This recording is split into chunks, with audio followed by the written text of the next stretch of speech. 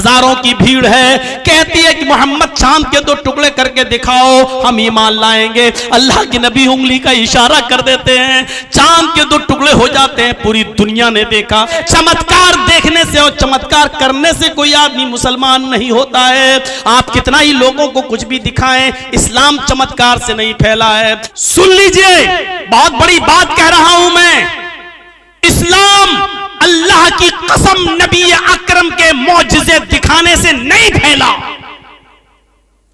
आप समझते हैं कि चमत्कार दिखाने से इस्लाम फैला? नहीं, खूब दिखाया अल्लाह के नबी सल्लल्लाहु अलैहि वसल्लम ने।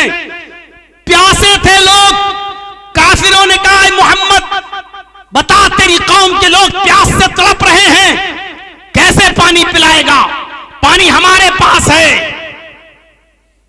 नबी अकरम ने फरमाया बिस्मिल्लाह, और आपकी उंगलियों के पोर से पानी के चश्मा बहने लगता है, पानी टपकने लगता है। सारे सहाबा नबी अकरम सल्लल्लाहु अलैहि वसल्लम की उंगलियों से गिरने वाले पानी को पी रहे हैं, लेकिन नबी का ये मौजिज़ा देखने के बाद भी काफिर इस्लाम नहीं ला रहे हैं। वो नबी से जंग करने पर आमादा है, इस चमत्कार को देखने के बाद भी कोई इस्लाम नहीं ला रहा है।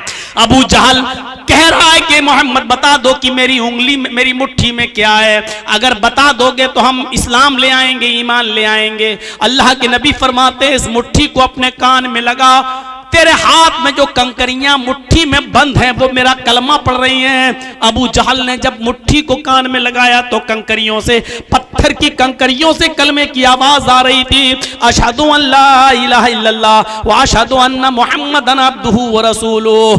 अबू जहल ने नबी अकरम का ये मौजिज़ा देखा कि कंकरियां कलमा पढ़ रही हैं, लेकिन इसके बावजूद वो इस्लाम नहीं लाया। कौन कहता है कि चमत्कार देखने से इस्लाम फैला, मौजिज़ों से इस्लाम फैला? खंदक का मौका उठाओ, सहाबा किराम भूखे हैं, अल्लाह के नबी भी पेट पे पत्थर बांधे हुए हैं। एक सहाबी ने कहा, अल्लाह के नबी मेरे पेट पे पत्थर बंधा है, देखिए मुझे भूख की शिद्दत है, खंदक नहीं खोदी जा रही है, अब काम नहीं हो रहा है, कुछ मिल जाता, किसी के पास सत्तू हो, खजूर हो, एक घूंट दूध ही मिल जाए। अल्लाह के नबी अपना पेट खोल देते हैं और कहते हैं, तुम एक पत्थर बांधे हो, जरा मेरे पेट का हाल देखो। आपने जब अपना कपड़ा उठाया तो 2 पत्थर बंधे हुए थे कि देखो मैं तुमसे ज्यादा भूखा हूं, ये मत समझो कि मैं खुद खा पी कर आया हूं और तुम्हें भूखा काम करने पर मजबूर कर रहा हूं। ये हालत जब हजरत अब्दुल्ला इब्न जाबिर ने देखी तो सीधे घर चले जाते हैं और कहते हैं, बीवी आज ये कंडीशन देखी है। फरमाया एक ही बकरी है, जल्दी से ज़िबा कर दिया। फरमाया कि जाओ और अल्लाह के नबी के कान में कह देना, आप अपने साथ 5-6 लोगों को लेकर चलें। बकरी का छोटा सा बच्चा ज़िबा किया है। देखो खंदक खोदने वाले 300 साहबा हैं, अगर सबको लाओगे तो देखो घर में बेइज्जती हो जाएगी। सिर्फ चंद लोगों को, यानी नबी अकरम अपने साथ खास लोगों को, 5-6 लोगों को ले आए। अल्लाह के नबी सल्लल्लाहु अलैहि वसल्लम के पास हजरत जाबिर आते हैं, अब्दुल्ला इब्न जाबिर, और कहते हैं, जाबिर इब्न अब्दुल्ला आते हैं और कहते हैं कि अल्लाह के नबी, हमने अभी बकरी का एक छोटा सा बच्चा ज़िबा कर दिया है, हमारी बीवी ने कहा है 4-5 आदमी जो आपके पास हो आप उनको लेके चलिए और घर में हम खाना खा लेते हैं। अल्लाह के नबी के कान में कहा जा रहा है 4-5 लोगों को लेके चलिए, लेकिन अल्लाह के नबी फरमाते हैं, आए खंदक वालों इधर आओ, इधर आओ, हजरत जाबिर ने तुम्हारी दावत की है। जाबिर रज़ी अल्लाह ताला अन्हु की सिटी गुम हो जाती है कि क्या कह रहे हैं? अल्लाह के नबी हम तो 4-5 लोगों की बात कर रहे हैं और आप 300 आदमियों को दावत। फरमाया कि जाओ अपने घर और अपनी बीवी से कह देना, अपनी बीवी से कह देना पड़ोस की एक औरत को बुला लाओ, वो रोटियां बेलती रहे, तुम तवे पर रखती रहना बस, और मैं आ रहा हूं। हजरत जाबिर आते हैं और अल्लाह के नबी के का यही फरमान सुना देते हैं अपनी बीवी को। बीवी कहती है, अल्लाह तुम्हें गारत करे। ये उस जमाने में एक जुमला चलता था, सगिलत का सवागिल, खोने वाली तुझे खो दे, यानी तेरी माँ तुझ पर रोए, यानी तू मर जा। अरे जाबिर, पकाना तो मुझे है, रोटी तो मुझे बनाना है, सालन तो मुझे बनाना है, खाना तो हमें तैयार करना है, और आप 300 आदमियों को लेके आ रहे हैं, एक छोटा सा बकरी का बच्चा है, क्या होगा? फरमाया, आए मेरी बीवी मुझे बद्दुआ मत दे। अल्लाह के रसूल को मैंने 5-6 ही लोगों को कहा था, लेकिन नबी अकरम ने अनसुनी कर दी। 300 आदमियों को लेके आ रहे हैं। अब जैसा उन्होंने कहा वैसा कर। अल्लाह के नबी सल्लल्लाहु अलैहि वसल्लम घर में तशरीफ लाते हैं। हजरत जाबिर इब्न अब्दुल्लाह की बीवी से कहते हैं कि तुम पर्दे में चली जाओ। फिर हांडी का ढक्कन खोलते हैं और उसमें थुकथुकाते हैं, कुछ पढ़ते हैं, थुकथुकाते हैं और कहते हैं कि आए जाबिर की बीवी तुम रोटी बनाती जाओ, आग पर सेंकती जाओ और देती जाओ। अल्लाह की कसम, जो खाना 4-5 लोगों के लिए था वो 300 लोगों ने पेट भर के खाया, फिर बच गया। फिर जाबिर के घर वालों ने खाया और उस इलाके के गरीबों में भी बांटा और तकसीम किया। अल्लाह की कसम, ये जिंदा जावेद मौजिज़ा देखने के बाद भी खंदक खोदने वाले वो काफिर ईमान नहीं लाए। चमत्कार देखने से और चमत्कार करने से कोई आदमी मुसलमान नहीं होता है। आप कितना ही लोगों को कुछ भी दिखाएं, इस्लाम चमत्कार से नहीं फैला है। इस्लाम तो फैला है अपना अमल दिखलाकर, इस्लाम तो फैला अपना किरदार दिखलाकर। इस्लाम लंबी चौड़ी तकरीरों से भी नहीं फैला। इस्लाम फैला अपने आला अखलाक और आला करैक्टर और अच्छे आदत की वजह से। नबी अकरम की अच्छी आदतों को देखा, फौरन लोग इस्लाम लाते चले गए। मेरे भाइयों याद रखिए, चमत्कार और मौजिज़े अगर इस्लाम के फैलने का जरिया होते तो मोहम्मद रसूलुल्लाह से बढ़कर मौजिज़े दिखाने वाला कौन होता। मेरे भाइयों, कुरान से बड़ा मौजिज़ा फिर क्या होता। लेकिन आप याद रखिए कि इस्लाम मौजिज़ों से को दिखाकर नहीं फैला। इस्लाम फैला है तो जो दावत आप दे रहे हैं उस पर खुद अमल करिए। आपके अखलाक अच्छे हो, आपका करैक्टर अच्छा हो, आपका स्वभाव अच्छा हो, आप बोलें तो फूल बरसे, आपकी जात से किसी को तकलीफ ना हो। इस आला अखलाक और आला किरदार की वजह से इस्लाम फैला है। इस्लाम नाम है आला अखलाक का, इस्लाम नाम है आला किरदार का। आज हमारे अमल देख लो, इस्लाम की जिंदगी में हम ढल जाएं तो लोग हमें देखकर खुद ब खुद इस्लाम लाते चले जाएं। महात्मा गांधी ने कहा था, आए घर घर तबलीग करने वालों, आए बोरिया बिस्तर और स्टोव लेकर, चूल्हे लेकर जमातों में जाने वालों, 3 दिन और 40 दिन के चिल्ले करने वालों, तुम इसलिए जाते हो ताकि लोग इस्लाम के करीब हो जाएं। तुम्हें ये सब कुछ करने की कोई जरूरत नहीं है। सिर्फ मोहम्मद रसूलुल्लाह का अखलाक अपने अंदर पैदा कर लो, सिर्फ नबी का करैक्टर अपने अंदर पैदा कर लो, लोग तुम्हें देखकर खुद ब खुद इस्लाम लाते चले जाएंगे, खुद ब खुद इस्लाम कबूल करते चले जाएंगे।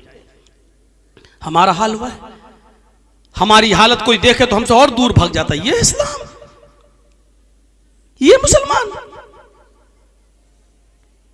सुना है वो लतीफा कि एक आदमी को दांत में बड़ा दर्द था, चीख रहा आह आह, और डॉक्टर के पास आया और डॉक्टर से कहने लगा कि हमारा दांत देखो। डॉक्टर ने कहा कि इसको उखाड़ना पड़ेगा। उसने कहा कि कितना पैसा लगेगा। उसने कहा 200 रुपए फीस है, दांत को उखाड़ेंगे, दांत में दवा लगा देंगे, 200 रुपए फीस। कहा अच्छा, दवा के साथ कहा दवा भी दे देंगे तुम्हें 5 दिन की, उतने दिन में ठीक हो जाओगे तुम। तय हुआ 200 रुपया का, ठीक है। बैठाया उसको और लगाया उसके दांतों में पिलास और उखाड़ा उसका दांत, तो वो कस के चिल्लाया जोर से, आह मर गया, आह। 3-4 चीखें उसने मारी। बहरहाल दांत तो डॉक्टर ने उखाड़ दिया, दवा ववा उसको लगा दी। जब पैसा देने की बारी आई तो डॉक्टर को वो 200 रुपए देने लगा। डॉक्टर ने कहा 600 रुपए दो। उसने कहा साहब तय तो हुआ था 200 रुपए, आप 600 रुपए क्यों मांग रहे हैं हमसे? डॉक्टर ने कहा कि इसलिए 600 मांग रहा हूं कि मेरे क्लिनिक के बाहर जो 2 पेशेंट बैठे हुए थे वो तेरे चीखने और चिल्लाने से भाग गए। उन दोनों की फीस भी हम तुझसे लेंगे। वो 200 और देते, 200 और देते तो 400, अब वो तुझे देना पड़ेगा क्योंकि तू चिल्लाया क्यों है। वो 2 पेशेंट मेरे भाग गए इसलिए 600 दे। ये हालत आज हमारी है। इस्लाम हम दिखाकर दूसरों पर अमल करें, दूसरे हमारे करीब आए, लेकिन हमारी आदतें, हमारे अखलाक, हमारे किरदार, हमारी जिंदगी ऐसी है कि हमारे हालात को देखकर लोग हमसे भाग और रहे हैं, हमसे दूर होते चले जा रहे हैं। इन दूर होने वालों का खमियाजा, इन दूर होने वालों का अजाब भी हमारे ऊपर मुसल्लत होगा। मेरे भाइयों, हम उस अजाब से बचेंगे नहीं। जो हमारे करीब आना चाहते थे, हम उनको अपने आदतों से, हम उनको अपने अखलाक और किरदार से हम उसको दूर कर रहे हैं। उसका अजाब भी अल्लाह रब्बुल आलमीन हमें देगा। एक और चीज समझने की कोशिश करो। जब मक्के के अंदर, जब मक्के में भी इस्लाम फैला, मदीने में भी, मेरे भाइयों, अब इस जरूरत पड़ी कि इस्लाम का प्रचार दूसरे शहरों में कराया जाए। जरूरत पड़ी कि दूसरी सिटी में भी इस्लाम का प्रचार हो। तो हजरत मुआज इब्न जबल को अल्लाह के नबी सल्लल्लाहु अलैहि वसल्लम ने यमन का गवर्नर बनाकर भेजा। मुआज इब्न जबल को जब यमन का गवर्नर बनाकर भेजा तो आपने मुआज इब्न जबल से कहा, आए मुआज, यमन की तरफ तुम जा रहे हो, यमन की तरफ तुम जा रहे हो लोगों को दावत व तबलीग देने के लिए, इस्लाम की तरफ बुलाने के लिए, तो आप उनको इस्लाम की दावत कैसे दोगे? सुनिए, हिकमत देखिए, होशियारी देखिए, दानाई देखिए। बताओ, तुम यमन के लोगों को दीन की दावत कैसे दोगे? यमन के लोगों को दीन की तरफ कैसे बुलाओगे? हजरत मुआज इब्न जबल इसका जवाब देते हैं, क्या अल्लाह के नबी, मैं उनसे कहूंगा कि बुनियल इस्लाम वाला खमसिन, शहादत अल्लाह इलाहा इल्लल्लाह व अन्ना मुहम्मदर रसूलुल्लाह व इकामिस सलाह व ईताइज ज़कात वल हज व सौम रमजान। मैं उनसे कहूंगा कि कलमा पढ़ो, ला इलाहा इल्लल्लाह मुहम्मदुर रसूलुल्लाह, तौहीद पर कायम हो जाओ। तुम्हारे ऊपर 5 वक्त की नमाज फर्ज है, तुम्हारे ऊपर रमजान के पूरे महीने का रोजा फर्ज है, तुम्हारे ऊपर इस्तिताअत होने पर ज़कात भी फर्ज है, तुम्हारे ऊपर खाने काबा का हज बैतुल्लाह की ज़ियारत जिंदगी में एक बार तुम्हारे ऊपर फर्ज है। अल्लाह के नबी ने कहा, ना आए मुआज, तुम इस तरीके से दावत दोगे तो यमन के लोग कभी तुम्हारे करीब नहीं आएंगे। इस्लाम की बुनियाद कितनी चीजों पर है? किसी से पूछें कि बताओ कि इस्लाम के पिलर कितने हैं, तो आप जवाब देंगे 5।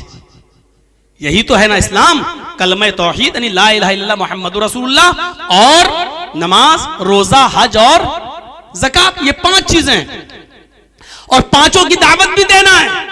लेकिन आपने क्या कहा, आए मुआज, और मुआज ने भी सही बात कही थी, अल्लाह के रसूल, हम इस्लाम की तरफ बुलाएंगे, उनको इस बात का हुक्म देंगे। तो अल्लाह के नबी सल्लल्लाहु अलैहि वसल्लम ने क्या फरमाया, ना आए मुआज, ऐसा अगर करोगे तो कोई इस्लाम के करीब नहीं आएगा। इस्लाम में 5 वक्त की नमाज, वो भी सख्ती के साथ हर हाल में, और फिर ज़कात, फिर रोजा भी, हज भी।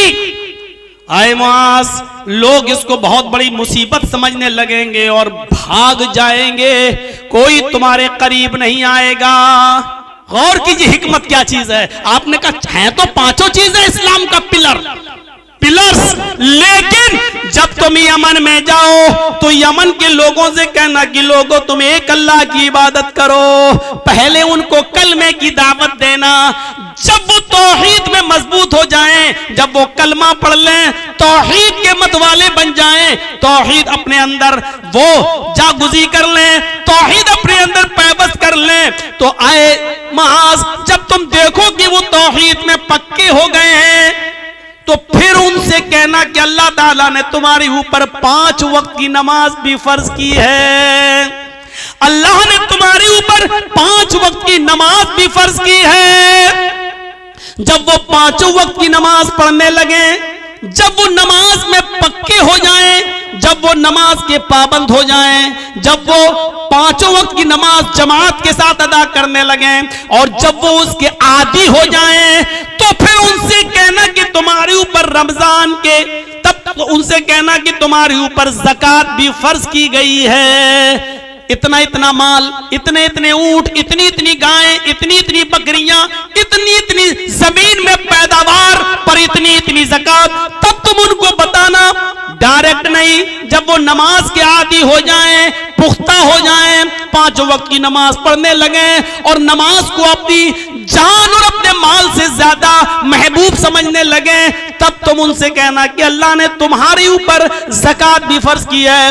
जब वो अपने माल की पूरी पूरी ज़कात भी देने लगे और वो अपने माल को अल्लाह की राह में बेदरह खर्च करने में के माहिर हो जाएं, एक्सपर्ट हो जाएं, आदी हो जाएं, तब तुम उनसे कहना कि अल्लाह ने तुम्हारे ऊपर रमजान के 1 महीने के रोजे भी फर्ज किए हैं। जब वो रोजा भी रखने लगे और रोजे के भी आदी हो जाएं, तब तुम उनसे कहना कि अल्लाह रब्बुल ताला ने जिंदगी में एक बार हज बैतुल्लाह खाने काबा की ज़ियारत यानी हज भी फर्ज किया है, चाहे इसको करने में कई साल लग जाएं, लेकिन एक एक करके उनको बुलाना, 5 चीजें बैक वक्त एक साथ पेश मत कर देना। अगर तुमने 5 चीजों को एक साथ पेश कर दिया तो लोग भाग जाएंगे, फिर इस्लाम को बोझ समझेंगे अपने ऊपर और कोई भी आदमी इस्लाम को कबूल नहीं करेगा। देखिए कितनी हिकमत भरी बात बताई थी अल्लाह के नबी ने, एक एक करके बुलाओ, एक एक करके बुलाओ, एक एक करके बुलाओ। होशियारी दानाई हमने छोड़ दी है, अक्लमंदी हमने छोड़ दी है। जहां नेकी की तरफ हमें बुलाना है होशियारी से और अक्लमंदी से, एक चीज बताऊं आपको, वहीं लोगों को बुराइयों से भी रोकना है बड़ी अक्लमंदी से और दानिशमंदी से। बैक वक्त नहीं रोक सकते आप। कितनी बार बोल चुका हूं, जो बारातों का सिस्टम है और इतने इतने लोग बाराती बन के जाते हैं, आप रोक देंगे? बैक वक्त नहीं रोक पाएंगे। और फिर एक बारात में 50 किस्म की खुराफात आप रोक देंगे? नहीं रोक पाएंगे। बुराइयों को भी रोकने में बड़ी हिकमत होनी चाहिए। और उसका एक वाकया आपको सुना दूं, सुना होगा आपने, लेकिन मैं सुनाता हूं, जरा सुनिए। अल्लाह के नबी के पास एक शख्स आता है, अल्लाह के रसूल के पास एक शख्स, और आकर कहता है कि अल्लाह के नबी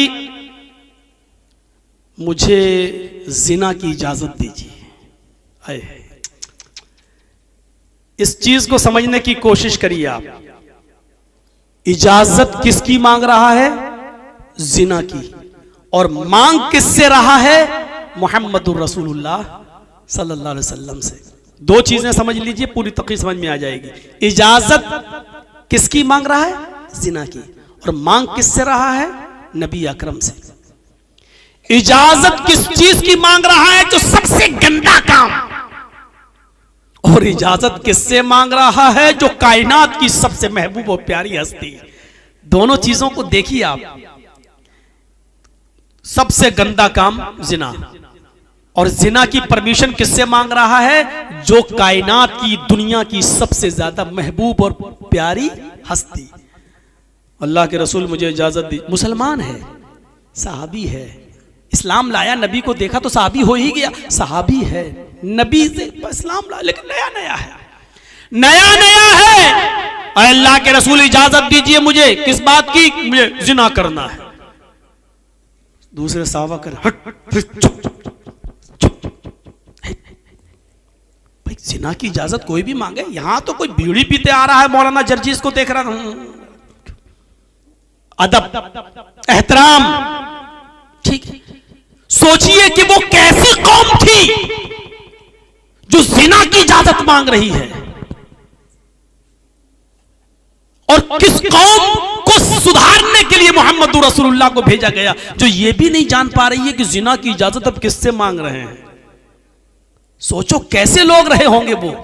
और समझाने वाला साहब अगर है, चुप चुप, एक तो डांट रहे हैं, चुप। अल्लाह के नबी सल्लल्लाहु अलैहि वसल्लम के अल्फाज देखो। आपने सहाबा से कहा नहीं, डांटो नहीं। आप भी कह सकते थे चुप चुप चुप, बदतमीज, कैसी इजाजत मांग रहा। आप कुछ भी कह सकते थे, आप नबी थे, नबी का मकाम बड़ा था, आप डांट सकते थे साहबी को, लेकिन आपने नहीं डांटा। आपने साहबा से कहा नहीं। और जो जिना की इजाजत मांग रहा था उससे क्या कहा? उदनु मिन्नी, मेरे करीब आओ और पास आ जाओ मुझसे।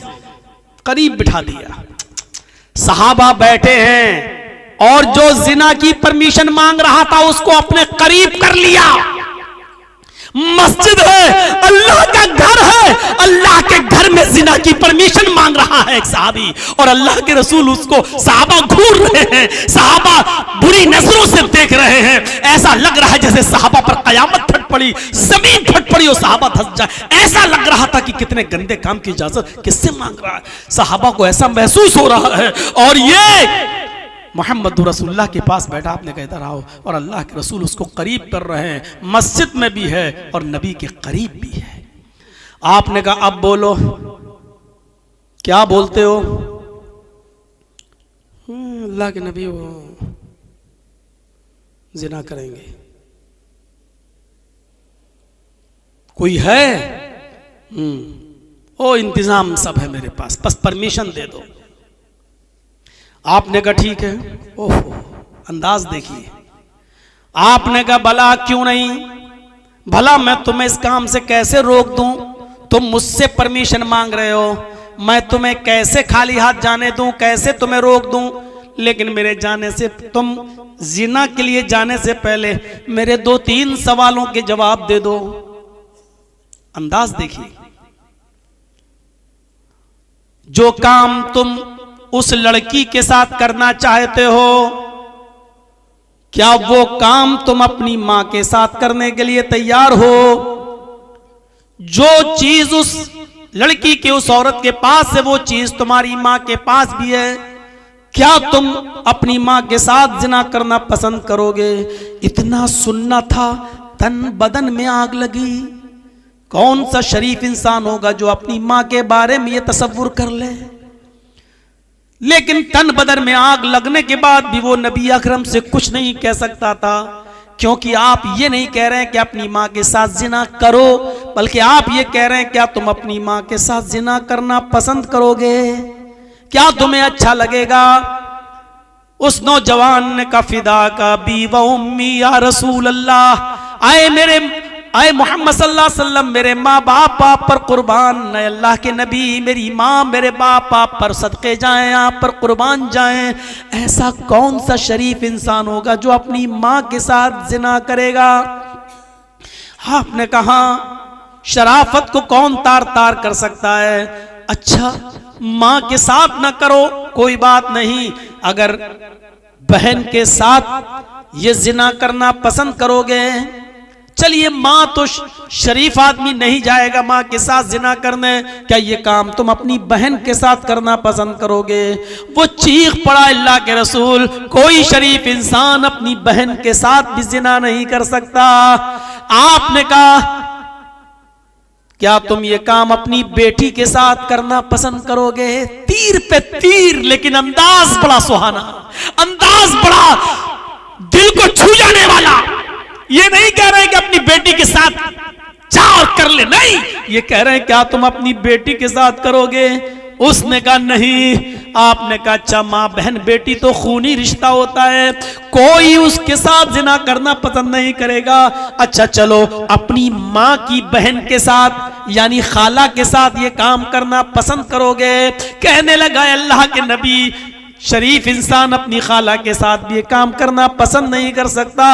आपने कहा अच्छा, अपने बाप की बहन के साथ यानी माँ की बहन के साथ जिना पसंद नहीं करोगे, तो अपने बाप की बहन यानी फूफी के साथ जिना करना पसंद करोगे? उसने कहा अल्लाह के रसूल, फिदा का भी वो उम्मी, मेरे माँ बाप आप पर कुर्बान, कोई भी शरीफ इंसान अपनी फूफी के साथ भी जिना नहीं करना पसंद करेगा। आपने कहा नौजवान, जब तुम खुद अपनी जबान से ये कह रहे हो, आइडिया, अंदाज, जब तुम अपनी जबान से खुद इस बात को कबूल कर रहे हो कि उसकी तुम अपनी माँ के साथ, अपनी बहन के साथ, अपनी बेटी के साथ, अपनी फूफी के साथ, अपनी खाला के साथ ये पसंद नहीं कर सकते? कहा नहीं। अच्छा ये बताओ, तुम अपने लिए पसंद नहीं कर रहे हो, अगर कोई दूसरा तुम्हारी माँ के साथ जिना करे तो पसंद करोगे? कहा नहीं। दूसरा तुम्हारी बहन के साथ गलत काम करे तो पसंद करोगे? नहीं। दूसरा तुम्हारी बेटी के साथ गलत काम करे तो पसंद करोगे? कहा नहीं। दूसरा खाला के साथ, फूफी के साथ गलत काम करना चाहे तो पसंद करोगे? कहा नहीं। फरमाया फिर तुम जिस लड़की के साथ जिना की परमिशन मांग रहे हो वो भी तो किसी की माँ होगी, किसी की बहन होगी, किसी की बेटी होगी, किसी की फूफी होगी, किसी की चची होगी, किसी की खाला होगी। फिर उसको अगर पता चलेगा कि तुमने ऐसा किया है तो वो कैसे पसंद करेगा कि हमारी बहन के साथ जिसने मुंह काला किया वो इस दुनिया में जिंदा रहे? वो कैसे पसंद करेगा जिस तरह तुम नहीं चाहते हो कि मेरी माँ, मेरी बहन, मेरी बेटी, मेरी खाला और मेरी फूफी के साथ कोई गलत काम करे, तो दूसरा कैसे गवारा करेगा कि तुम किसी की माँ, बहन, बेटी के साथ गलत काम करो? अंदाज अच्छा था, दिल को छू जाने वाला था। अब बताओ तुम्हारा क्या इरादा है? उस नौजवान ने अपना सर आगे बढ़ा दिया और कहा अल्लाह के रसूल मेरे सर पर हाथ फेर दीजिए और मेरे लिए अल्लाह से दुआ कर दीजिए कि अल्लाह मुझे इस जिना की बदतरीन बुराई से बचा ले, मुझे महफूज फरमाए। अल्लाह के नबी सल्लल्लाहु अलैहि वसल्लम ने उसके सर पर हाथ रखा, अल्लाह के नबी सल्लल्लाहु अलैहि वसल्लम ने उसके सर पर हाथ रखा और फरमाया आय अल्लाह इस नौजवान की नजरों की हिफाजत फरमा, आय अल्लाह इस नौजवान को जिना जैसे बदतरीन जुर्म से इसकी हिफाजत फरमा ले, इसको बचा ले। उस नौजवान का बयान है, उस नौजवान का बयान है, सुनन बैहक़ी के अल्फाज हैं, उस नौजवान का बयान है कि अल्लाह के नबी सल्लल्लाहु अलैहि वसल्लम ने मेरे लिए ये दुआ की थी कि अल्लाह इस नौजवान को जिना से महफूज फरमा, इसको इस बदतरीन बुराई से बचा ले। उस दुआ के दिन से, जिस दिन ये दुआ की, उस दुआ के दिन से आज तक, अब तक अल्लाह रब्बुल आलमीन ने सिर्फ जिना ही नहीं बल्कि हर हराम काम से मुझे बचा लिया है, हर हराम काम से मुझे दूर कर दिया है, हर हराम काम से मुझे नजात अता फरमा दी है। नबी अकरम की दुआ का ये असर हुआ। पूरा वाकया बयान करने के बाद मैं कह सकता हूं कि ये नबी अकरम की हिकमत थी, आपने उसको डांट कर नहीं भगाया। आप चाहते तो इस बुराई से रोकने के लिए कह सकते थे चुप, शर्म नहीं आती, कितना बुरा काम तुम करने के लिए उससे परमिशन लेने आए हो। और हम लोगों के अंदाज में क्या तेरे घर में मां बहन नहीं है, हम कह सकते थे किसी को भी, लेकिन मोहम्मदुर रसूलुल्लाह ने उसको किस अंदाज से समझाया, जरा तसव्वुर कीजिए कि उसके दिल में कैसे बात बैठ गई। इसलिए मैंने कहा कि नेकियों का हुक्म तो होशियारी से, लेकिन जब बुराइयों से किसी को रोकना पड़े तो उसमें भी दूरअंदेशी, उसमें भी हिकमत होनी चाहिए। हमारा सख्त लहजा किसी को बुराई से रोकने के बजाय उसको और बुराई करने पर मजबूर कर सकता है। कभी आपने देखा होगा बुराइयां जब करते, अच्छा किसी को डांटा, अब वो और जिद में आके करेगा, नहीं अब तो हम और करेंगे। कभी आपने देखा होगा गुस्से में आदमी फिर उस काम को और ज्यादा करने की कोशिश करता है, और ज्यादा कोशिश करता है।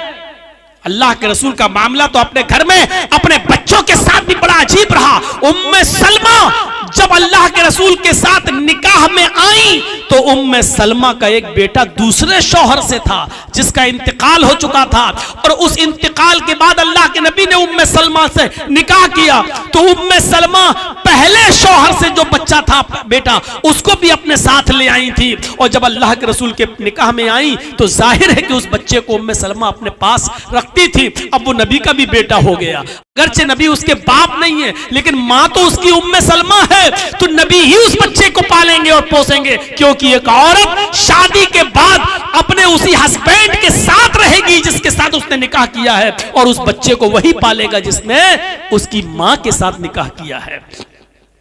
अल्लाह के नबी वो बच्चा चूंकि देहाती माहौल से आया था इसलिए खाने पीने का तरीका नहीं जानता था। 7-8 साल की गोया की उम्र रही होगी, वो खाना खाने के लिए बैठा तो बैठने का तरीका भी सही नहीं था। जब खाना सामने आया तो उसने पूरा का पूरा हाथ बीचों बीच थाली में डाल दिया और उठाकर इस तरह मुंह भरने लगा। ऐसा अल्लाह के नबी सल्लल्लाहु अलैहि वसल्लम ने फौरन उसके हाथ को पकड़ा और कहा बेटे खाना रखो। उसके हाथ में जो था उसने थाली में उसी प्लेट में रख दिया। अल्लाह के नबी ने उससे फरमाया इग़सिल यदैहि, अपने दोनों हाथों को धोकर आओ। वो बच्चा गया और दोनों हाथ धोकर आया। आपने कहा 2 जानू होकर बैठो, ये दोनों पैर ऐसे करके दो जानू, जिसको हमारे यहाँ उखड़ू बोलते हैं, आप आपके यहाँ जो भी बोलते हो, आपने कहा दो जानू होकर बैठो या दोनों पैरों को पीछे कर लिया जाए, जैसे नमाज के अंदर होता है, दोनों पैरों को पीछे कर लिया जाए या एक पैर को पीछे किया जाए और एक पैर को उठाया जाए। ये तीन तरीके खाना खाने के सुन्नत है। लेकिन इसका ये मतलब नहीं है कि दूसरे तरीके से अगर किसी ने खाना खा लिया तो हराम हो गया, ऐसा नहीं है मेरे भाइयों। आजकल टेबल और मेज का जमाना है, अगर कोई टेबल और मेज पे खाना खाना चाहे तो ये गुनाह नहीं है, खा सकता है आदमी, जायज है, गुनाह नहीं है। लेकिन ये सुन्नत भी नहीं है। सुन्नत ये है कि दोनों पैरों को खड़ा करके खाओ या दोनों पैरों को पीछे करके दो जानू होकर बैठ जाओ, यानी जैसे नमाज में बैठा जाता है, या फिर एक पैर को पीछे कर लिया जाए और दूसरे पैर को उठा दिया जाए। ये तीन तरीके खाना खाने के, ये सुन्नत है। लेकिन अगर कोई आदमी पलटी मार के खाना चाहे तो खा सकता है, लेकिन सुन्नत का सवाब उसको नहीं मिलेगा। मेज पर खाना चाहे तो खा सकता है, लेकिन उसको सुन्नत का सवाब नहीं मिलेगा।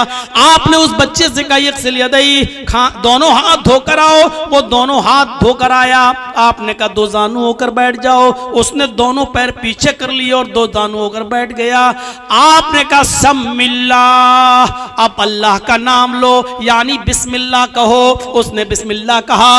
अब अल्लाह के नबी ने फरमाया अपनी तरफ से खाओ, कुल भी यमीनिक, अपने सामने दाहिनी तरफ जहां तुम बैठे हो अपने पास अपनी साइड से खाओ, पूरे थाली में हाथ पैर मत मारो। जब एक थाली में सब लोग खाते हैं ना, तो हम लोग यहाँ सिस्टम बड़ा अजीब है, लोग देखते रहते हैं कि अच्छा माल किस तरफ है तो उस तरफ हाथ बढ़ा देते हैं। ये लेग पीस कहाँ रखा है, इधर चाप कहाँ रखी है, इधर है। तो ये तरीका गलत। अगर एक थाली में आप खा रहे हैं तो आप अपनी तरफ से खाइए, वो आपकी किस्मत है कि आपको लेग पीस मिल रहा है या नहीं मिल रहा है। अपनी तरफ से सब, हर आदमी को अपने अपने साइड से और अपनी अपनी तरफ से खाना चाहिए। तो अल्लाह के रसूल ने उसको ये सिखाया, समझाया, इस्लाह की। लेकिन कितने प्यार से हम होते, बड़ा हो रहा हूं, अकल नहीं आ रही है।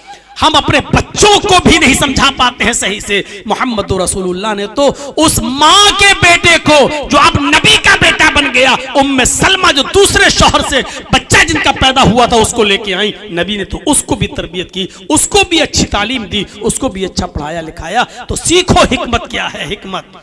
सोचिए आज थोड़ी सी बात पर कितना बड़ा रिएक्शन हो जाता है, कितना बड़ा रिएक्शन। अगर आपकी मस्जिद के बाहर कोई खिंजीर का गोश्त फेंक दे तो फौरन लड़ाई और झगड़े पर आमादा हो जाएगी कौम। अभी कोई आदमी कुरान करीम को लेकर सड़कों पर निकलकर उसकी बेहुरमती करने लगे, फौरन सड़कों पर निकल आएगी कौम। अभी थोड़ी देर के लिए कर्नाटक के उस मामले को नजर में रखिए कि हिजाब पहनकर जाने वाली उस लड़की को हिजाब से रोक दिया गया, नहीं पहनने देंगे। उस लड़की के हिजाब से रोकने का रिएक्शन आपके कलकत्ता की सरजमीन तक पर दिखाई दिया कि औरतों ने भी हिजाब के फेवर में जुलूस निकाला। लेकिन मैं हिजाब के खिलाफ नहीं हूं, मैं हिजाब के फेवर में हूं। पर्दे पर हमारी 50 तकरीरें भरी पड़ी हैं यूट्यूब पर। लेकिन सवाल यह है कि मेरे भाइयों, हिकमत कहां चली गई, मसलहत कहां चली गई? अगर किसी ने आग लगाने की कोशिश की तो हमने उस आग में घी डालने का काम क्यों किया, तेल डालने का काम क्यों किया? लखनऊ में हम अब जहां रह रहे हैं, मेरे पास पूरी मीडिया की एक टीम चली आई। साहब आप क्या कहते हैं, बोलिए। मैं समझ गया कि इस वक्त यूपी के चुनाव हो रहे हैं, एक लफ्ज भी अगर मैंने हिजाब के फेवर में यहां बोल दिया तो ये अमन चोपड़ा, सुधीर, जी न्यूज का एंकर, इंडिया टीवी और भारत हमारे उस बयान को ऐसे तोड़ मरोड़ कर पेश करेंगे जो यूपी के चुनाव में घी डालने का काम करेगा। मैंने कहा कि नहीं, मैं इंटरव्यू नहीं दूंगा। उन्होंने कहा साहब आप इतने बड़े मौलाना, आपका इंटरव्यू अगर आज जाए तो ये मुसलमान कौम के लिए बड़ी बात है। मैंने कहा मुसलमान कौम के लिए कोई बड़ी बात नहीं है, बहुत सी हमारी माँ बहनें बेपर्दा घूम रही हैं, तो क्या मैं सबको पर्दा कराने के लिए जाऊंगा? मैं कोई इंटरव्यू नहीं दूंगा। साहब पर्दे से रोक दिया गया। तो हमने कहा कि मैं क्या करूं, पर्दे से रोक दिया गया? मैं चीफ मिनिस्टर थोड़ी हूं, कोर्ट में चल रहा मामला, देखा जाएगा। आप अपनी कोई प्रतिक्रिया नहीं देंगे? मैंने कहा मैं अपनी कोई प्रतिक्रिया नहीं दूंगा, मैं सिर्फ इतना कहूंगा कि पर्दा तो रामचंद्र की पत्नी सीता जी भी करती थी कि सीता के चेहरे को राम के छोटे भाई लक्ष्मण ने भी नहीं देखा और न सीता जी ने दिखाया। इसलिए मैं हिजाब का विरोध नहीं करूंगा। इस वक्त फेवर भी हम इसलिए नहीं करेंगे क्योंकि तुम चुनाव के मौके पर यहां आए हो। चुनाव हो जाने दीजिए, 10 मार्च के बाद हमारा इंटरव्यू ले लीजिएगा। अगर मैं थोड़ा सा बोल देता तो क्या हालत होती? और बोला है, लोगों ने बोला है। मेरे मोबाइल में आज भी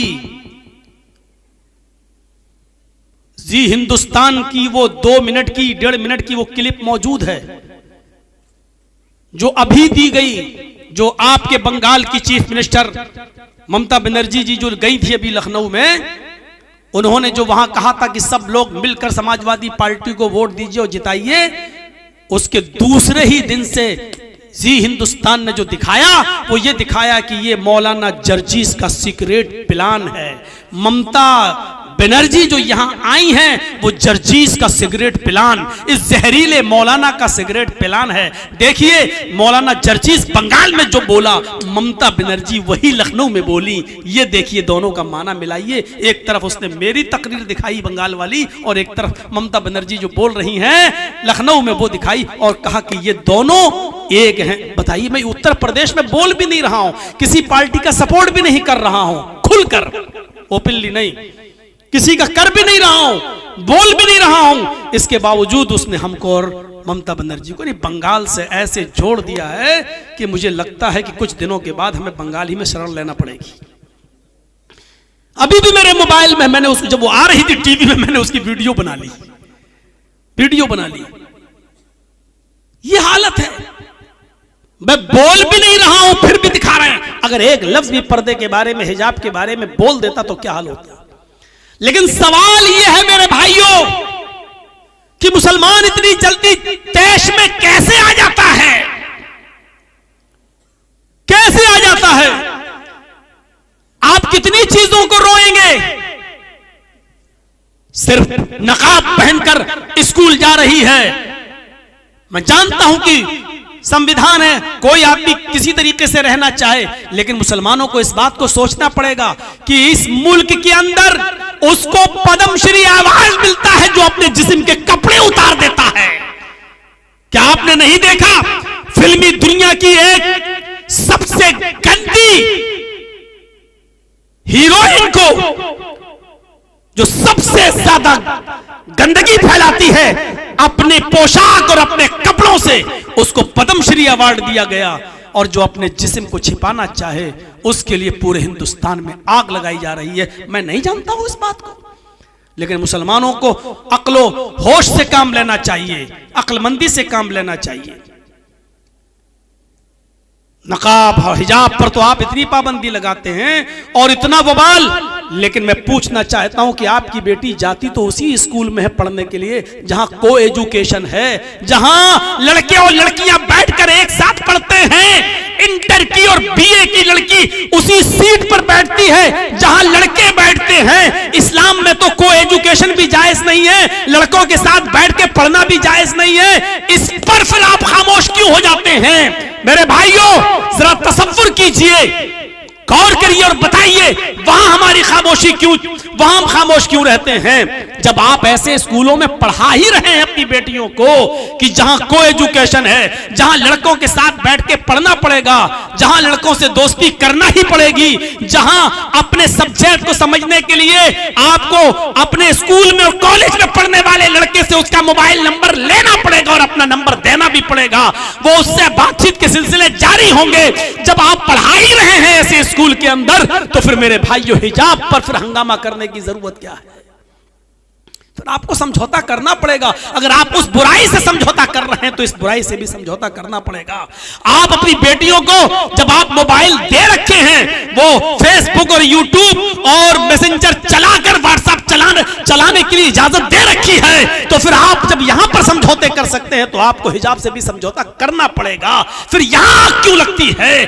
फिर क्यों उसको एक राष्ट्रीय मुद्दा बना दिया जाता है? मेरे भाइयों, इसको हमें अक्ल से सोचने की जरूरत है। हमें भी और हमारे मुआशरे को भी, हमारे समाज को भी हमें आग नहीं लगाना चाहिए। और हम जब हम आग लगाते हैं, जब हम बहुत ज्यादा गुस्सा होते हैं, तो फिर वही उनका मकसद हम पूरा कर देते हैं, वही हमें भड़काते हैं और हम फौरन भड़क जाते हैं और उनको मौका मिल जाता है। इस वक्त देख लीजिए आप, यूपी के चुनाव में एक शख्स, बस दो ही मुकाबला रह गया और सब तो चली गई एक तरफ। यूपी के इलेक्शन का माहौल बस दो ही पार्टियों के दरमियान रह गया है, बीजेपी और समाजवादी पार्टी, और तो सब नील हैं। लेकिन एक ध्रुवीकरण करने की कोशिश कर रहा है, आतंकवाद से जोड़ने की कोशिश कर रहा है, मंदिर और मस्जिद की रट लगा रहा है, और दूसरा आदमी बिल्कुल खामोशी के साथ उस तरफ कोई तवज्जो ही नहीं दे रहा है, सिर्फ विकास की बात कर रहा है,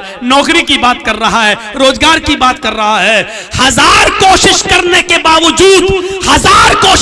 के बावजूद अभी तक कामयाब नहीं हो पा रहे हैं वो ध्रुवीकरण करने में। अल्लाह करे कि ये 7वें चरण तक इसी तरीके से हमारे उत्तर प्रदेश के लोग एकजुट रहें और ध्रुवीकरण का शिकार ना हो। अल्लाह करे कि उनको यह अकल मिल जाए। और मैंने तो ये दुआ की थी वहां यूपी में भी कि अल्लाह करे कि उत्तर प्रदेश के लोग भी बंगाल के लोगों से सबक हासिल कर लें, तब भी हमको बंगाल से जोड़ दिया।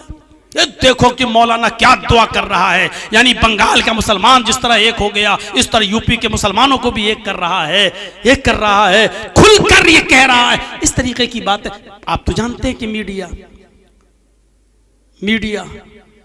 जिस मुल्क का पूरी आमदनी का आधा पैसा मीडिया पर खर्च हो रहा हो, गोदी मीडिया पर, तो वो क्या कहेगी?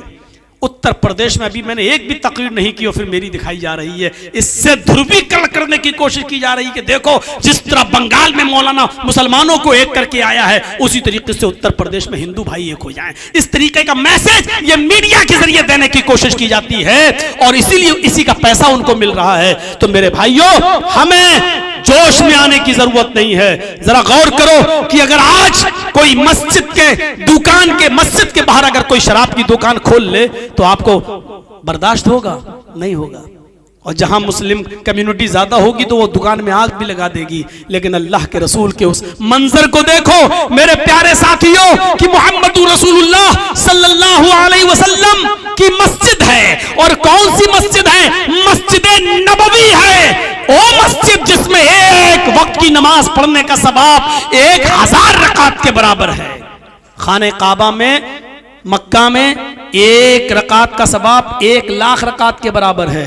और मस्जिद नबवी में, मदीना में 1 रकात पढ़ने का सवाब 1000 रकात के बराबर है। एक हदीस 50,000 की भी आती है लेकिन वो ज़ईफ और कमजोर है, और 1000 वाली हदीस ये सही है। तो 1 रकात का सवाब 1000 रकात के बराबर मिलता है मस्जिद नबवी में नमाज पढ़ने के लिए। उस मस्जिद में अल्लाह के नबी अपने चंद सहाबा के साथ बैठे हैं, चंद सहाबा के पास बैठे हैं और उनको समझा रहे हैं, नमाज सिखा रहे हैं, उनको दीन के कुछ उलूम उनको सिखला रहे हैं। इतने में एक देहाती, एक अराबी आता है, उसको बहुत तेज पेशाब लगा हुआ है। वो आता है, वो नहीं समझ पाया, दरवाजा खोला, इंटर हो गया। उसको नहीं मालूम कि मस्जिद, उस जमाने में मस्जिदें ऐसी नहीं होती थी जैसे आज हमारी आलीशान मस्जिद। मीनारा लगा दिया और मीनारे के ऊपर बत्ती चमक रही है और दूर से ही पता चल जाता है कि ये मस्जिद है। उस जमाने में मस्जिदों का पता नहीं चलता था। एक घर की नुमा बना दी, दीवारें खड़ी कर दी और खजूर के पत्तों की छत डाल दी, पता ही नहीं चल रहा है कि घर है कि मस्जिद है। तो वो नहीं समझ पाया, आया मस्जिद नबवी के अंदर घुस गया और आते ही उसकी एक बीचों बीच मस्जिद में जाकर पेशाब करना शुरू कर दिया। सहाबा उधर बैठे हैं, इसने इधर मुंह घुमाया और पेशाब करना शुरू कर दिया। सहाबा ने पीछे मुड़ के देखा कि एक देहाती मस्जिद में पेशाब कर रहा, उठने लगे उसको मारने के लिए। हर कोई हमारे मस्जिद में कोई पेशाब करे तो हमारा भी गुस्से में हाल बुरा हो जाएगा। अल्लाह के नबी के सहाबा उठते हैं, डांटने लगते हैं, क्या कर रहा है? अल्लाह के नबी सहाबा को डांट रहे, नहीं नहीं बैठो बैठो बैठो बैठो, और उसको कह रहे हैं कर लो। तो कर ही चुका था तो कैसे रोक लेते? पेशाब रुकता तो है नहीं। जब कोई करने बैठ जाए तो वो चाहे कितना रोकने की कोशिश करे फिर वो रुकता नहीं है। अब अगर उसको उसी हालत में भगाया जाता, वो भागता जरूर लेकिन वो थोड़ा इधर गिरता, थोड़ा उधर गिरता, थोड़ा उधर गिरता। अभी तो मस्जिद का एक हिस्सा नापाक हो रहा था, अब अगर उसको उसी हाल में भगाते तो पता नहीं कितने हिस्से मस्जिद के नापाक करता वो।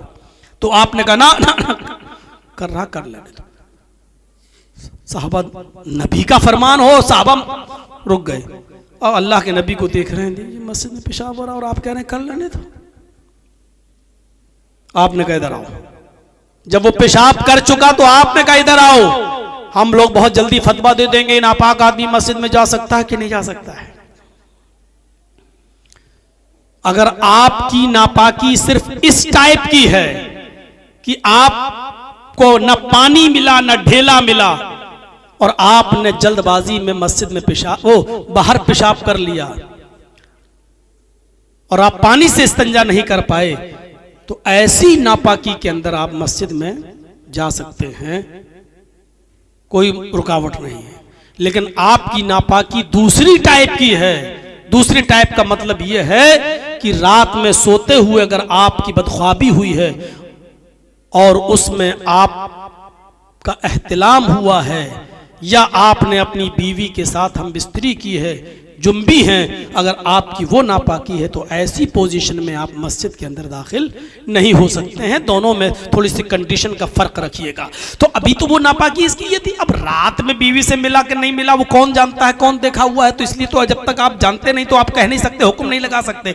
तो आपने देखा इसने मस्जिद में पेशाब किया, आपने जब पेशाब कर लिया साहबा दौड़े, आपने उनको रोक दिया। जब वो पेशाब कर चुका तो आपने उसको बुलाया कि इधर आओ। वो नबी के पास आया और बैठ गया और आकर बैठा तो अल्लाह के नबी ने उसी की आंखों के सामने एक सहाबी से कहा उठो। वो उठे, कहा क्या हुआ? कि पानी भर कर लाओ। वो पानी का एक डोल है इतना बड़ा, कुएं से खींचा और भर कर लाए। अल्लाह के नबी ने कहा हरिकूहु, जाओ इस पानी को उसके पेशाब पर बहा दो, उस पानी को उसके पेशाब की जगह पर डाल दो। उस बदवी से, उस देहाती से काम नहीं करवा रहे हैं, बल्कि अपने सहाबी से कह रहे हैं कि उसके देखिए अखलाक। मैंने क्या कहा था? चमत्कार से इस्लाम नहीं फैला। मैंने क्या कहा था? मौजिज़ों से इस्लाम नहीं फैला। लेकिन ये अखलाक दिखा रहे हैं अल्लाह के रसूल उसको कि देखो पेशाब तो तुमने किया, मैं चाहूं तो मार मार के भी तुमसे मस्जिद धुलवा सकता हूं, लेकिन नहीं, अखलाक दिखा रहे हैं। सहाबी से कहा जाओ पानी भर के लाओ। वो पानी भर के लाए, कहा पानी पेशाब की जगह पर डाल के धो दो। गुस्सा आएगा ना कि कोई गैर मुस्लिम हमारी मस्जिद में पेशाब कर दे, कोई हमसे कहे जर्जी साहब धो, तो धो तो देंगे, लेकिन गुस्सा आएगा, कमीना पेशाब तूने किया, धो हम तेरे बाप के नौकर लगे, गुस्सा तो आएगा। लेकिन सहाबी को गुस्सा नहीं आ रहा, क्यों? क्योंकि मोहम्मद रसूलुल्लाह का हुक्म है। वो इसलिए पेशाब नहीं धो रहा है कि ये काफिर का है, बल्कि इसलिए उसके पेशाब पर पानी डाल रहा है क्योंकि हुक्म जनाब मोहम्मद रसूलुल्लाह का है। सहाबा की सोच ये थी, हमारी सोच ये कि इसका पेशाब मैं धोऊंगा, नहीं धोऊंगा। सहाबा की सोच ये नहीं थी। पेशाब अगरचे काफिर का धो रहे हैं, लेकिन सोच क्या थी? हम इस काफिर का पेशाब नहीं धो रहे हैं, बल्कि हुक्म हम जनाब मोहम्मद रसूलुल्लाह का मान रहे हैं। हुक्म मानेंगे तो सवाब है, वो सवाब के लिए धो रहे हैं कि अल्लाह के रसूल का हुक्म है। पानी डाला, उसकी गंदगी को, गलाजत और नापाकी को धुल दिया, पाक कर दिया, धो दिया। फिर आपके पास वो भी बैठ गए। अब आपने उस काफिर, उस बदवी, उस देहाती से कहा मुझे जानते हो? उसने कहा नहीं। कहा मैं मोहम्मद रसूलुल्लाह हूं, अल्लाह ने मुझे रसूल बनाया है। हमारे ऊपर 5 वक्त की नमाज फर्ज की है। ये जिस जगह पर तुमने पेशाब किया ये कोई मामूली जगह नहीं है, ये अल्लाह का घर है। ये कोई घर नहीं है, किसी की जागीर और जमीन और जायदाद नहीं है, ये अल्लाह का घर है। आए देहाती, आए ऐराबी, आए बदवी, यहां हम अल्लाह की इबादत के लिए आते हैं। यहाँ अल्लाह की इबादत होती है, हम नमाज पढ़ते हैं और जहाँ नमाज पढ़ी जाती है वहाँ पेशाब नहीं किया जाता है। आइंदा ख्याल रखना, आइंदा इस मस्जिद में कभी पेशाब, अल्लाह की घर में पेशाब मत करना। किसी भी मस्जिद में, यानी जहाँ भी इबादत हो रही हो, वहाँ नमाज हो रही हो, वहाँ तुम पेशाब मत करना। जाओ, इतनी सी गुजारिश है तुमसे। नबी की हुकूमत है, नबी जिम्मेदार हैं, सहाबा पूरा का पूरा कंट्रोल में है। मार सकते हैं उसको, बंधक बना सकते हैं, अरेस्ट कर सकते हैं, नाटका बंद कर सकते हैं, सब कुछ। लेकिन अल्लाह के रसूल ने क्या कहा? पेशाब भी सहाबी से धुलवाया और उससे क्या कहा? मैं अल्लाह का रसूल हूं, मेरा नाम मोहम्मद है, मैं अब्दुल्लाह का बेटा हूं, अल्लाह ने रसूल बनाया, इसलिए मैं मोहम्मद इब्ने अब्दुल्लाह के साथ साथ मोहम्मदुर रसूलुल्लाह भी हूं। ये मस्जिद है, अल्लाह का घर है, यहां हमारे ऊपर 5 वक्त की नमाजें फर्ज की गई हैं, हम नमाज पढ़ते हैं, यहां अल्लाह की इबादत होती है और अल्लाह की इबादत जहां होती है वहां पेशाब नहीं किया जाता। आइंदा ख्याल रखना। जाओ, अगर जगह भूल गए हो तो बताओ, हम तुम्हारे साथ किसी सहाबी को कर दें, वो तुम्हें तुम्हारे घर तक पहुंचा देगा। कहा नहीं, घर जानता हूं, रास्ता मालूम है। उठा और चल दिया, लेकिन जा रहा है, पीछे मुड़ के देख रहा है, क्योंकि नाम सुना था मोहम्मद रसूलुल्लाह का, कभी इतने करीब से देखा नहीं था। देख रहा बार बार, फिर जाता है आगे, फिर पीछे पलट के देखता है, उसके चेहरे की लकीरें बता रही थी कि वो घायल हो चुका है नबी के अखलाक को देखकर।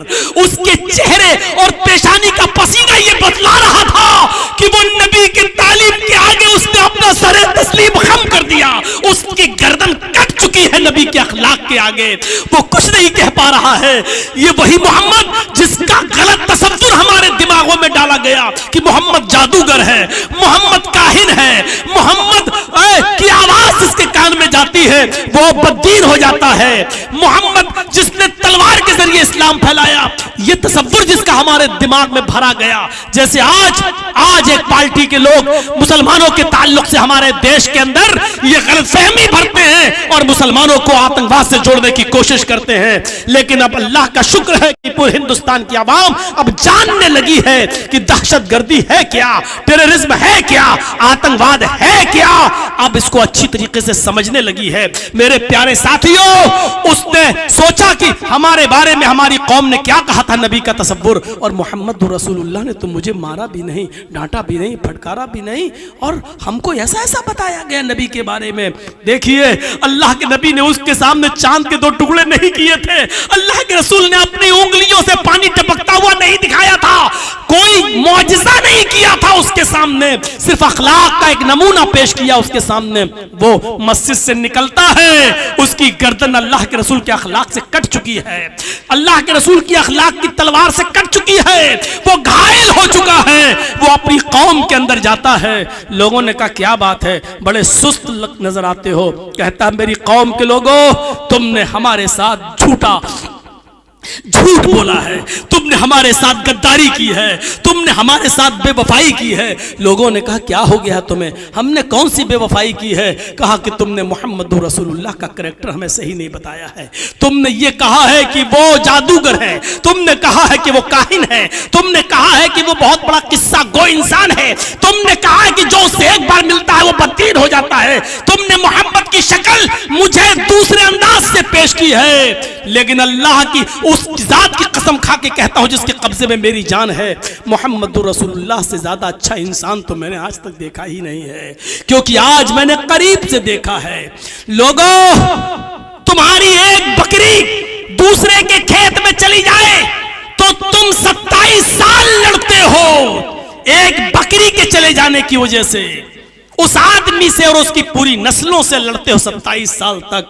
हमने तो मोहम्मद की मस्जिद में पेशाब कर दिया, इतना बड़ा कांड कांड, जिस मस्जिद में वो अल्लाह की इबादत करते हैं उस मस्जिद के अंदर मैंने पेशाब कर दिया, और मेरे पेशाब करने के बाद भी उन्होंने मुझसे पेशाब नहीं धुलवाया, अपने पास बिठाया और बिठाने के बाद एक अपने आदमी से मेरी गंदगी साफ करवाई और मुझसे कहा कि अल्लाह का घर है। माँ कहारानी व माँ शतमनी व माँ गज़बनी, तुमने झूठ बोला है, अल्लाह की कसम माँ कहारानी, इतना बड़ा गलत काम करने के बाद भी मोहम्मद मुझ पर गुस्सा नहीं हुए। माँ कहारानी, कहर बनकर नहीं हमारे ऊपर बरपा हुए।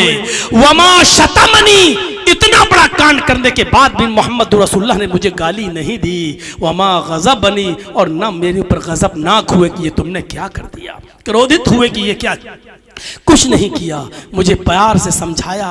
लोगों, तुमने मुझे अब तक जिस रिश्ते से दूर रखा, आज मैं उस रिश्ते के बंधन में बंधने जा रहा हूं। हिम्मत है रोकने की तो रोक सको, जाओ। आज मैं पूरी सोसाइटी को रिजेक्ट करता हूं, तलाक देता हूं, और मैं उस हस्ती से अपना रिश्ता जोड़ने जा रहा हूं जिसके पास ऐसे आला अखलाक हैं, ऐसे आला किरदार है। मेरे भाइयों, वो आया, फिर मस्जिद नबवी की चौखट पकड़ लेता है, कहता है मोहम्मद इब्न अब्दुल्लाह, मैं आपको मोहम्मद रसूलुल्लाह मानने के लिए चला आया। आपने कहा इधर आओ। जैसे ही अपने करीब बिठाया, उसने जोर से कलमा पढ़ा, अशहदु अल्ला इलाहा इल्लल्लाह व अशहदु अन्ना मुहम्मदन अब्दुहु व रसूलुहु। क्या कहेंगे आप? हिकमत क्या है? मस्जिद में पेशाब करने आया, आप चाहते तो उसको उसी वक्त भगा सकते थे, पेशाब करने के बाद सजा दे सकते थे, जुर्माना लगा सकते थे, उसके रिश्तेदारों को बुलाकर तलब कर सकते थे, अरेस्ट कर सकते थे, मस्जिद उससे धुलवाई जा सकती थी, लेकिन इसके बाद फिर वो नबी के करीब नहीं आता। लेकिन आपने उसके साथ जो अखलाक का बर्ताव उसके सामने पेश किया, जो कैरेक्टर उसके सामने रखा, जो कलेजा निकाल कर आपने अखलाक का उसके सामने पेश कर दिया, उससे वो ऐसा घायल हुआ कि फिर वो इस्लाम लाए बिना नहीं रुक सका और इस्लाम लाने पर मजबूर हो जाता है। तो मेरे प्यारे साथियों, ये हिकमत, ये दूरंदेशी हमें हमारे पास होनी चाहिए। आज हम दूसरों को मिठाई उनके हाथों में दे देते हैं कि तुमने जो चाहा लो हमने पूरा कर दिया। मेरे भाइयों, इस चीज से हमें बचना चाहिए। बहुत जरूरत है हिकमत अमली को अपनाने की, बहुत जरूरत है हमें दूरंदेशी को अपनाने की, बहुत जरूरत है अक्लमंदी से काम लेने की, वरना हर शाख पे उल्लू बैठा है। ये हमारे हालत ऐसी है, आप यकीन मानिए बहुत जल्दी और भी मुद्दे उठने वाले हैं। आप किन किन मुद्दों पर जुलूस निकालेंगे, आप किन किन मुद्दों पर आप एहतिजाज करेंगे, आप क्या करेंगे? मेरे भाइयों, हाथी बनने की कोशिश कीजिए, खामोशी के साथ चलता रहे, क्योंकि आपको मालूम है कि सूरज पर अगर कोई थूकता है तो सूरज पर थूक नहीं पड़ता है, वो थूक उल्टा उसके मुंह पे आता है। इस्लाम की नशोनुमा और अच्छी तालीम को देखकर लोग मुतासिर होते चले जा रहे हैं। अल्लाह का शुक्र है कि देखिए, अगर एक हिजाब के खिलाफ कोई उड़ता है और बोलने की कोशिश करता है, आपको नहीं, गैर मुस्लिमों में ही हमारे हमदर्द पैदा हो जाते हैं। आपको मालूम नहीं कितने मंदिर के पुजारियों ने और कितने मंदिरों के पंडितों ने हिजाब के फेवर में बयान दिए हैं और ये बोला है कि कोई अगर पर्दा कर रहा है, हिजाब पहन रहा, अपने जिस्म को छिपा रहा है, तो ये उसको तो सम्मानित करना चाहिए। वरना आज के इस गए गुजरे दौर में कौन है जो हिजाब में जाए? अगर कोई हिम्मत कर रहा है हिजाब में जाने की तो उसको अवार्ड देना चाहिए, क्योंकि ये बड़े दिल गुर्दे की बात है। पाकिस्तान के अंदर आज भी एक लड़की ऐसी है जो पायलट है, जहाज की पायलट है, जहाज उड़ाती है, और वो पाकिस्तान से सऊदिया एयरलाइंस के जरिए जाती है, लेकिन आज भी उसका चेहरा छिपा होता है, हाथों में ग्लव्स होते हैं और पैरों में मोजे होते हैं। आज भी वो इसी कंडीशन में फ्लाइट को उड़ाती है, आज तक उसको न पाकिस्तान के एयरपोर्ट पर कोई सरकारी कर्मचारी उसको देख पाया, न प्राइवेट कर्मचारी उसको देख पाया, न सऊदिया का कोई सऊदी आदमी उसको देख पाया। सऊदी, कुवैत और दुबई से उस लड़की के लिए ऑफर आ रहे हैं कि आप हमारी एयरलाइन से जुड़ जाइए, हम आपको इतनी इतनी तनख्वाह देंगे। लेकिन उस लड़की ने सारे पेशकश और नौकरियों की डिमांड को ठुकरा दिया और कहा कि मैं पाकिस्तान की लड़की हूं, मैं अपनी शर्म हया और अपने पर्दे से पाकिस्तान की लड़कियों को यह बताना चाहती हूं कि पाकिस्तान की लड़कियों, अगर पर्दे में रहकर भी तुम्हें तरक्की करना चाहो तो तुम कर सकती हो। पर्दा हमारी तरक्की की राह में रुकावट नहीं है। हम ये एक मिसाल बनना चाहते हैं पाकिस्तान की लड़कियों के लिए। ऐसी लड़कियों को सैल्यूट करो, ऐसी लड़कियों को सलाम करो मेरे भाइयों, जो सिर्फ हिजाब पहनकर एक दर्दमंदाना अपील लेकर तो आ जाएं, जज्बात में जय श्री राम के नारे लगाकर अल्लाह अकबर का जवाब उसकी शक्ल में दे दिया जाए। लेकिन मेरे भाइयों, जरा तसव्वुर करो कि अगर कोई पागल कुत्ता हमारे पैर में काट ले तो उसका जवाब ये नहीं होता कि हम भी उसको काटने जाएं। मेरे भाइयों, उसका जवाब ये नहीं है, उसका जवाब ये नहीं है।